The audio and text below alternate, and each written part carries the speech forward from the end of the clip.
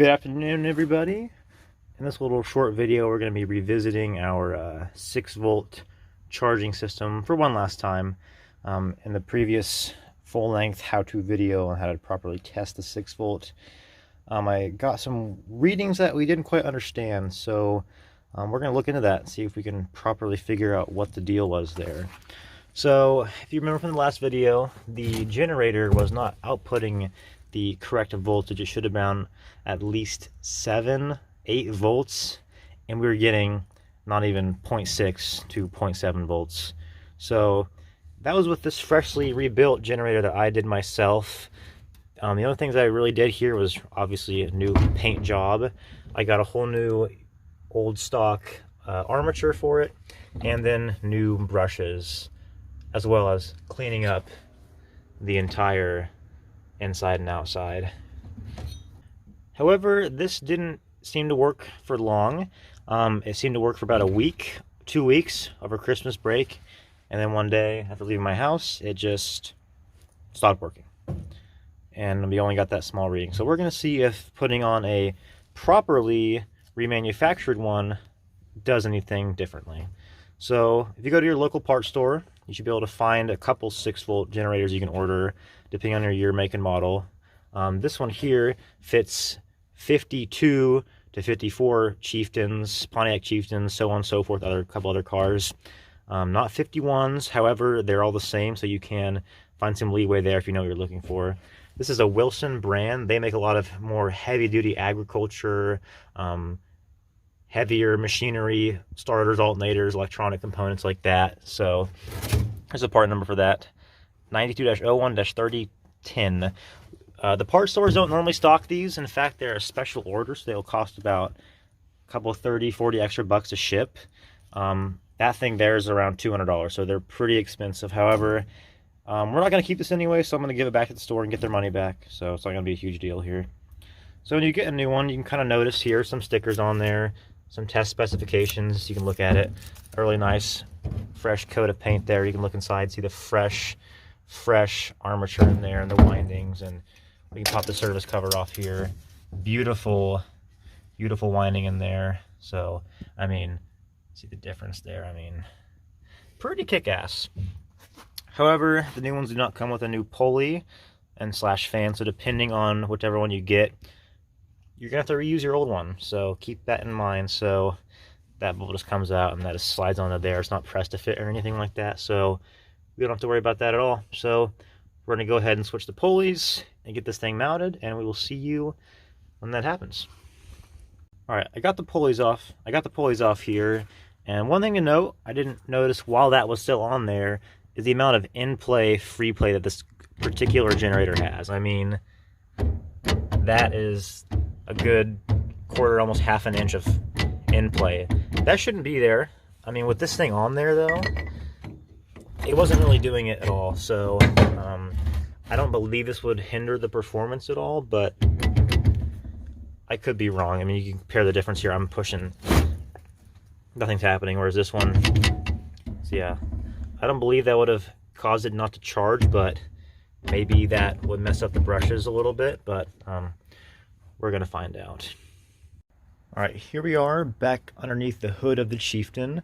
Before I drop the remanufactured generator back in there, one thing I want to note is with a freshly painted generator or any sort of electrical component, including starters, alternators, anything needs to be grounded through the frame of the device.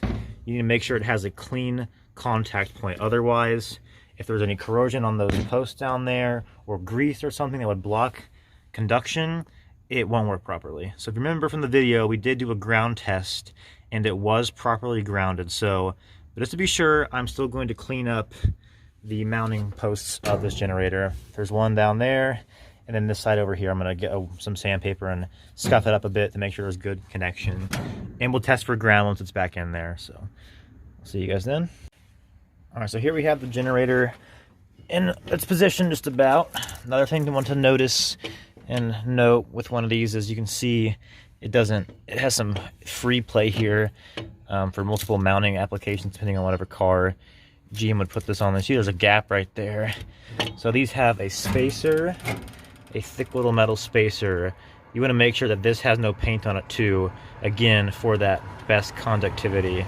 So make sure to sand this thing off, scuff it off before you put it in between there. And this particular one, you can put it on the back, you can put it on the front. You just have to make sure that this is facing up one click or one spot to be in line with our pulley system. So let me get that in real quick. All right, as you can see, the new generator is now installed, looking nice and shiny. So we're gonna hook up our field and armature terminals and see what she does. Another thing I'll mention, on a lot of older generators and some starters, you'll find these little caps on them. These are for oiling up the bearings. You can open this little cap here. This particular one's plastic on this Reman unit. You get some little oil squirter and squirt oil down in there. And then there's gonna be another one on the back down in, it's kind of hard to see. Be a little lid, so you can kind of see me hinging something. A little lid that you can open up and put grease in there.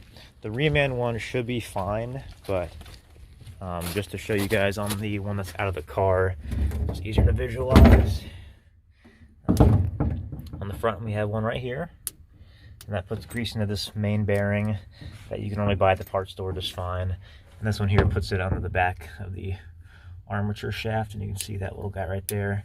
And I did grease both of these for these ones, so the bearings shouldn't be dry or anything like that. And hopefully the new one's also greased, but we'll find out. All right, the final two steps here with the generator in is to, first of all, make sure it has ground. So again, same deal, battery positive, test light, look around for metal brackets, make sure it's lighting up. As you can see, we got great ground all throughout. So that's a good first step there. Now the second step is to make sure that the generator is polarized. So basically positive, negative. Generator from being remanufactured should be already polarized, but in case it's not, we want to make sure that it is. So what we're going to do is get a known good power source. So again, this time with a alligator style jumper lead clip there to power. And we want to find our field terminal, which is going to be the closest one here. And it's going to barely touch it, give it a nice little spark. It should spark just a little bit. You see it spark? That means it should be generized. Basically, by doing that, we are giving it a sort of known good polarity. Otherwise, it would just be spinning and not generating anything with positive or negative alternating current, but we'll see if that worked. Okay, so now that the generator is in and the polarity is set, we're going to do a voltage output test. The first thing we want to do, again, like from the 6-volt diagnosis video, is connect our two field and armature terminals with a jumper wire. Now that the battery's in, we want to go ahead and start the car. Go ahead and key on, push the button.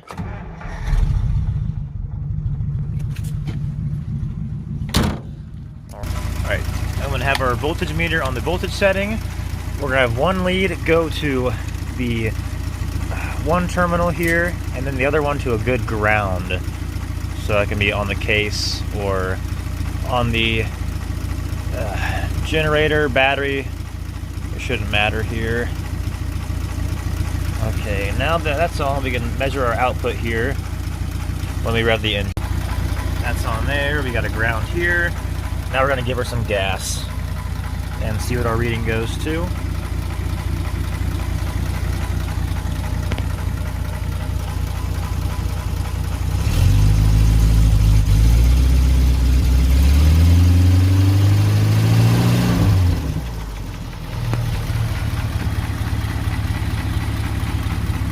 Again, same voltage as last time, so I'm not quite sure what is going on as far as our generator setups are concerned. So after the voltage output test, I decided to put everything back together and go and drive the car for about 5 to 10 minutes like I normally would at full operating temperature, hoping that maybe the Reman generator would start working on its own. It did not. It acted the same as it always had, did not charge one bit or even go up at all on the gauge. If you look at the readings here, the first time we tested it, we got around 2.5 volts, revving it really high. and today we got 1.9. So our generators are both good. They got the same, so I don't think the generator is the issue. If I had to guess, that regulator is just shot, even though it's a brand new one. At the end of the day, I could sit and toy with it to see if I could get it to work by adjusting the contact points, but really we're ready to move on to bigger and better things with the 12-volt conversion, which will be the next video on the channel. So I hope you guys learned something, and we'll see you in the next one.